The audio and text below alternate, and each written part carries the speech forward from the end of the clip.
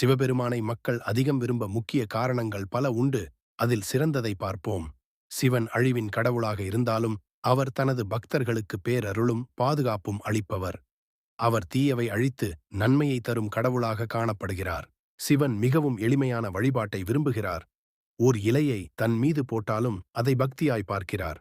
இதனால் சாதாரண மக்கள் அவரை எளிதாக அணுக முடிகிறது. அவர் மிகவும் எளிமையானவர். பிச்சைக்காரராகவும் தோன்றலாம், ஆடம்பரமில்லாமல் இருக்கலாம். ஆனால் அதே நேரத்தில் அவர் திருவிழாக்களில், கோயில்களில் மிகச் சிறப்பாக மகிமைப்படுத்தப்படுகிறார்.